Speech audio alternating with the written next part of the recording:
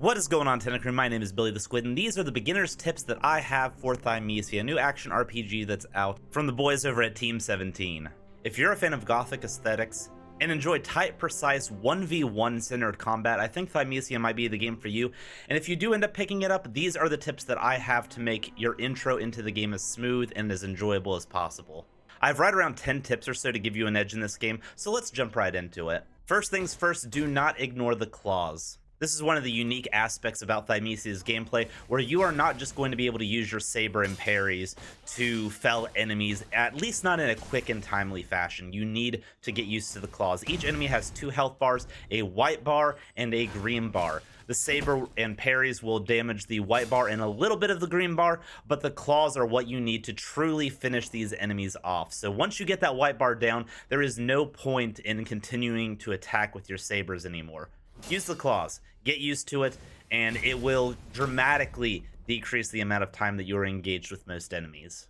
On top of that, with elite enemies that have this like green plant stuff coming off of them, if you fully charge up a claw, you can steal abilities from them and then use them against them. It's very, very good, and I highly recommend experimenting, seeing what enemies you like their moves for, because later in the game, you'll actually be able to equip those freehand onto yourself. Think of grabbing an attack off of an enemy as like a little test bed to see if it's something that you might be interested in the future with. The next biggest thing you need to get in the habit of with this game is parrying. Parrying is the best defense in almost every situation in Thymesia. Yes, you can dodge out of the way of attacks. Yes, you can try to counterattack and stagger an enemy out of that, but both of those come with their own caveats. Dodging while you're able to create space away from an enemy, that is all you get out of it. Yes, there is a slight amount of invincibility frames, but you are purely just creating space and defending yourself.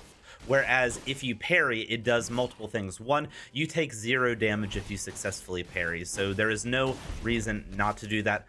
On top of the fact that you are in place directly in front of an enemy to launch a counterattack. And the best thing about parrying is parrying actually does damage to the white bar and a little bit of the green bar of enemies. It basically counts as an attack in itself every time that you parry. So instead of dodging out of the way and extending a fight where you could potentially take a lot more hits and end up dying, get good at parrying, practice it early in the game so that encounters last a lot less time. This is the best way to shorten the amount of time that you're engaged with somebody. Now, I say parrying is the best in almost every situation because there are some unparryable attacks that enemies do. You will notice that this happens when they do a big flash of light, and there are only a few options that you can do whenever this happens. You can either dodge out of the way of it, or you can use a feather toss. The feather toss is a little bit weird. There is a travel time with the projectile, and you have to do it not when the flash of light happens, but when the attack is actually coming in at you. Send the feather too early and you're not going to do anything. Send the feather too late and you're going to get hit before the feather actually is able to come out and hit the enemy. I find that the feathers are too inconsistent in this scenario, so there is a ability in the skill trees that allows you to use your dodge to counter these unblockable moves. Anytime you see this flash of light, there is a move where you can dash into an enemy and it'll basically run up them and put you in the air where you can then launch a counterattack immediately. I find this is a lot better in almost every situation than using the feathers. If you're able to close that gap and dash into somebody, it is putting you in the perfect position to counterattack. Whereas if you use the feathers, they're going to be staggered, but they're going to be staggered so far away from you, you're still going to have to gap close to get to them in most situations. And this just kind of takes the middleman out of that. So if you don't like the feathers like I do, feel free to use this. It's very similar to the Makiri counter in Sekiro. I like it. I think you will too. That being said, I have found a use for the feathers that I find a little bit more appropriate, and that is for pulling single enemies to me if they're kind of lodged in a group of enemies. And honestly, the feathers do quite a bit of damage right off the go. Now, you're going to need them to come into range so that you can use the claws to properly take that green bar off, but if you want to get a little bit of preemptive damage and pull a single enemy towards you, the feathers are the best way to do that. And the best thing about them is they do recharge over time. So you can feel free to use them whenever you want. They're not like a bullet in Bloodborne where you only have a finite amount of them. Let the feathers fly, pull in enemies, and get a little bit of chip damage early on them. That's the best route I've seen to use the feathers.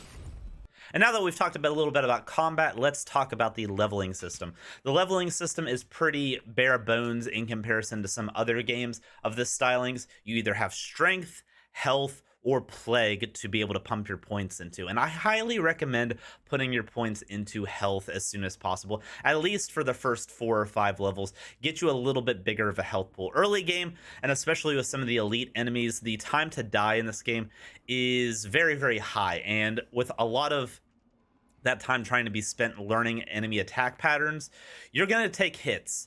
And this will give you a little bit more of a buffer. At 5, I've found out that you can probably take like 2 or so more hits than you typically would from just keeping your health at base level and going damage. Now, of course, if you're confident in the combat and you find the combat is coming easy to you, feel free to pump up your strength or your plague damage. That will make the fights inevitably end significantly faster and decrease the amount of time that you're going to be in danger. But for most players, I think, at least early game until you get a real feel for how the game plays, leveling up health is going to be the best route. You have enough damage early game to end most fights very, very quickly if you play them properly, so health is the best in my opinion.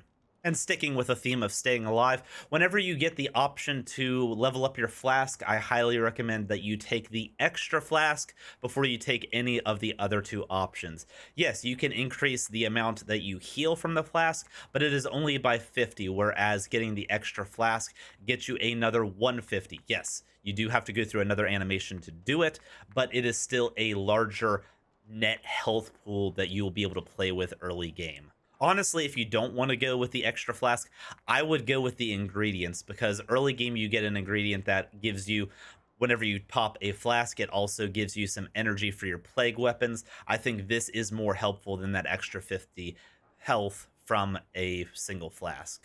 And now I want to talk about the skill trees. Whenever you level up, after so many levels, you will get points to put into your skill trees. And there are a lot of skill trees to go through. So where would you want to put those points in early game to get a better feel for the game and maybe increase your longevity? Well, if you're struggling with your health, if you are getting one shot or running out of your potions very quickly, I highly recommend rushing Quick Claws 2. What Quick Claws does is it changes your like charge up and lunge claw move to a melee centered claw combo. Very similar to how your saber actually attacks. It is a claw variant of that. This creates a very fast and loose in your face playstyle that I personally enjoy, but it also, whenever you level it up to level 2, gives you the added bonus of getting heals whenever you are pushing the aggression. As you combo with your claws, you'll be noticing a little number in your bottom left going up to a max of 5. This is an offensive multiplier that is going to increase your damage as you continue to pump up the aggression. Once you hit that number to 5, every time you attack with your claws, you are going to heal 8 health for every single swing that you do. And this is enough to take you from mid health or low health to all the way back full very, very quickly. One of the coolest things I found with this ability is if you use this into somebody's white bar, since the claws don't do a lot of white bar damage, you can just use basic enemies as a re-heal. Just spamming into them, most of them won't be able to break the stun lock that you've got them in, and you can go from a very low health situation to a full health situation extremely quickly by doing this. Little cheat. And if you want to double down into keeping your health pool high, get the execute heal. Anytime you fell an enemy, you will get a burst of health back. All good things for keeping you going in long stretches. And once you get more comfortable in the game, this game has the wonderful ability to respec at any time that you are at a chair. All you have to do is go down, hit triangle in your skill trees, and it pulls all of the points that you've put in and allows you to respec them on a whim. So this can be used once you get used to the game and you want to unspec out of the healing build, or if you're having a particularly difficult time with an encounter and want to try a change in playstyle that might work better for that encounter. Change your skills often and experiment with playstyles. There's no penalty to it. Lastly, let's talk about the plague weapons. I told you earlier, whenever you fully charge up your claws on special enemies, you're able to pull abilities off of them and then use them against them.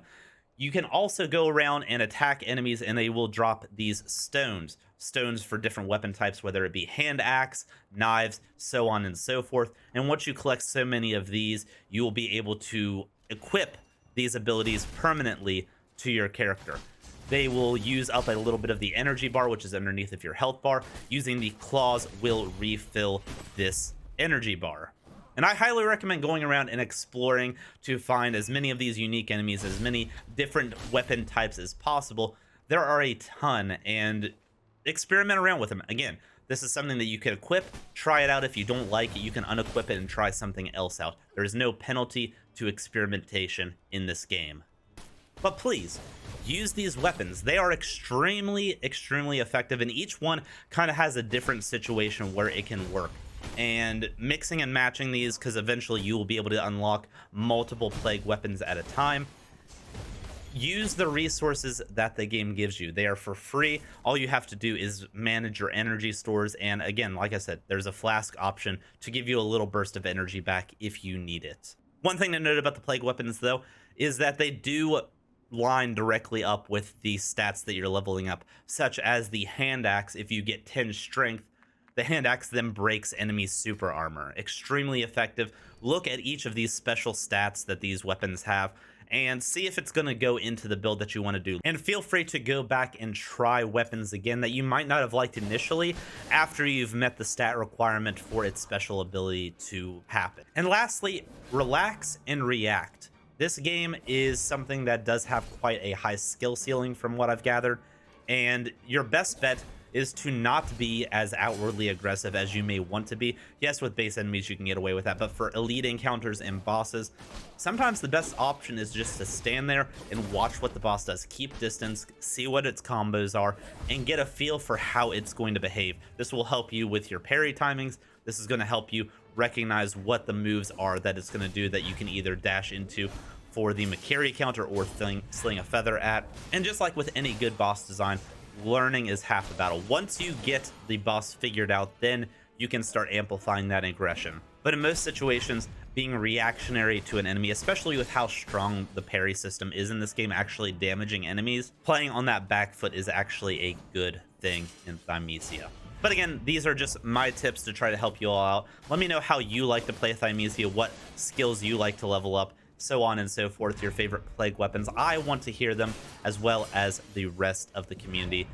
But much love, Tentacrew. If you enjoyed the video, please leave a like and subscribe to the channel. We will be doing more content like this in the future. But until then, I'll talk to you later. Much love. Bye-bye.